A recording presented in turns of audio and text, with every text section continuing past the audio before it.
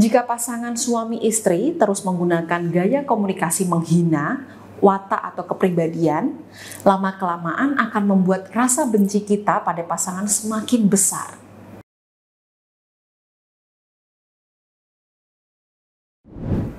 "Mas, uang belanja habis," kata istri pada suami. "Belum ada sebulan sudah minta lagi. Kamu jajan terus sih. Kalau jajan terus, buat apa aku kasih uang belanja?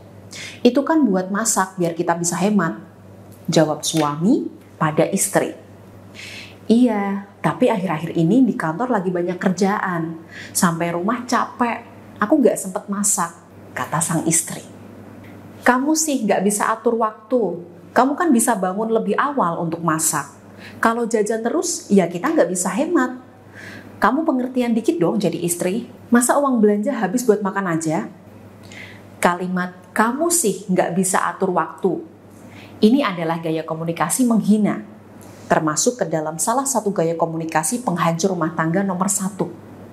Jadi, hati-hati yang biasanya bicara dengan gaya komunikasi seperti ini, karena bisa menimbulkan ketegangan dalam rumah tangga.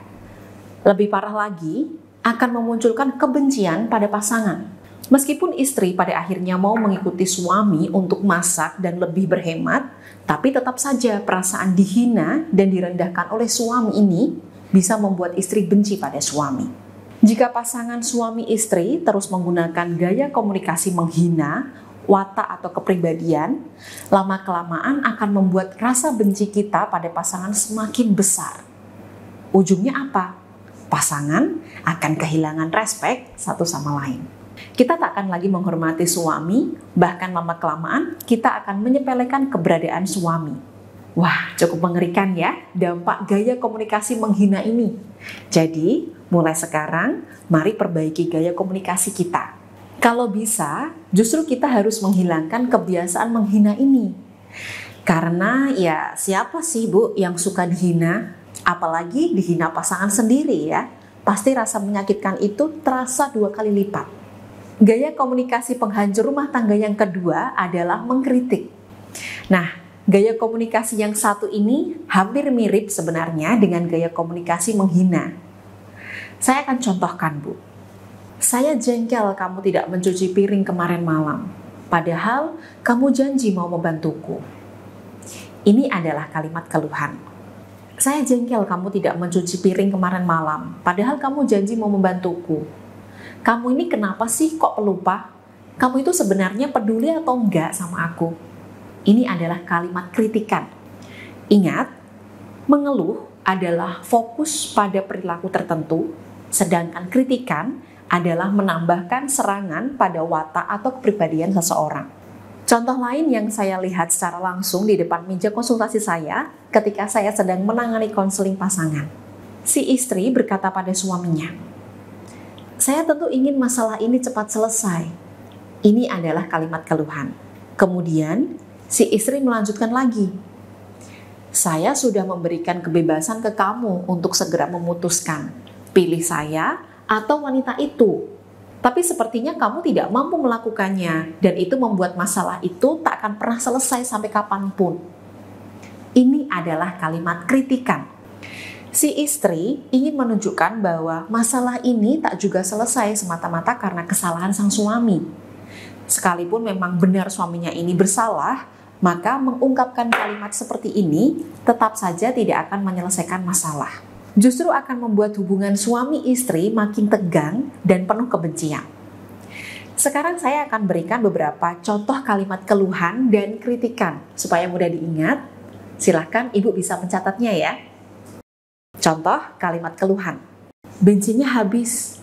Kupikir kamu sudah mengisinya kemarin." Contoh kalimat kritikan. "Bensinnya habis. Kok kamu pelupa sih membiarkanku terlambat seperti ini?" Contoh kalimat keluhan. "Kenapa kamu gak bilang kalau kamu keluar malam minggu ini? Padahal aku ingin berduaan denganmu." Contoh kalimat kritikan.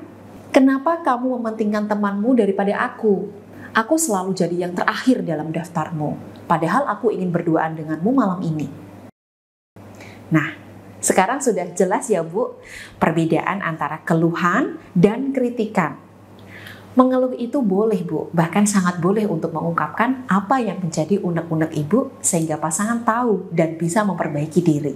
Tapi untuk gaya komunikasi mengkritik sebaiknya dihindari karena Ibu menyerang watak atau kepribadian pasangan. Gaya komunikasi penghancur rumah tangga ketiga adalah membela diri.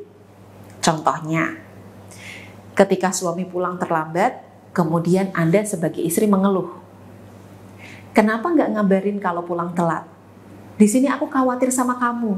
Lalu suami menjawab, iya, tadi ada kerjaan mendadak. Kan kamu bisa buka HP sebentar, kirim WhatsApp ke aku. Apa sih susahnya?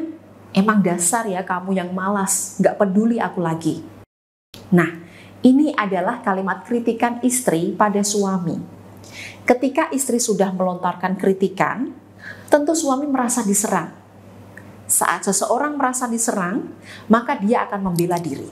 Kamu itu nggak tahu ya sesibuk apa aku di kantor. Banyak target, banyak kerjaan. Aku nggak sempat ngabarin. Sudahlah, yang penting kan sekarang aku udah pulang. Nah, ini kalimat membela diri. Apakah tidak boleh membela diri, Mbak Maida? Yang namanya orang, kalau dipojokkan, pasti akan membela diri. Membela diri tidak akan menyelesaikan masalah. Karena saat Anda membela diri, pasangan akan kembali menyerang Anda dengan cara menghina dan mengkritik. Sehingga konflik kalian tak akan ada habisnya. Gaya komunikasi keempat yang merupakan penghancur rumah tangga adalah membangun benteng alias diam 1000 bahasa tiap kali ada konflik atau keluhan datang dari pasangan. Gaya komunikasi ini banyak dilakukan oleh pasangan suami istri. Contoh, suami pulang terlambat dan ibu sebagai istri terus mengomel. Suami paham bahwa jawaban apapun yang diberikan tidak akan membuat ibu berhenti ngomel. Itulah kenapa dia memilih membangun benteng dengan cara menyibukkan diri sendiri, main HP, rebahan, kembali bekerja, membaca buku, makan, main sama anak, dan sebagainya. Dia menghindari ibu, tidak mau menjawab, dan sebagainya. Sama halnya dengan ibu ketika marah pada suami. Mungkin sesekali ibu pernah menggunakan gaya komunikasi membangun benteng seperti ini. Ditanya suami diam, diajak bicara diam, kalaupun bicara hanya sepatah atau 2 patah kata seperti ya atau tidak. Nah, gaya komunikasi ini sangat buruk dan menghancurkan rumah tangga ibu. Ibu atau suami mungkin berpikir bahwa dengan membangun benteng atau diam 1000 bahasa berarti menghindari masalah. Tapi yang terjadi justru sebaliknya, Bu. Ibu dan suami sedang menumpuk masalah. Membuat masalah kecil ditumpuk terus dan terus hingga jadi masalah yang besar. Nah, itu dia, Bu, 4 gaya komunikasi penghancur rumah tangga. Jika terus-menerus ibu terapkan dalam berkomunikasi dengan suami, maka lama-lama rumah tangga ibu akan benar-benar hancur. Saya tidak menakut-nakuti, tapi ini sudah terbukti terjadi pada para klien yang berkonsultasi dengan saya.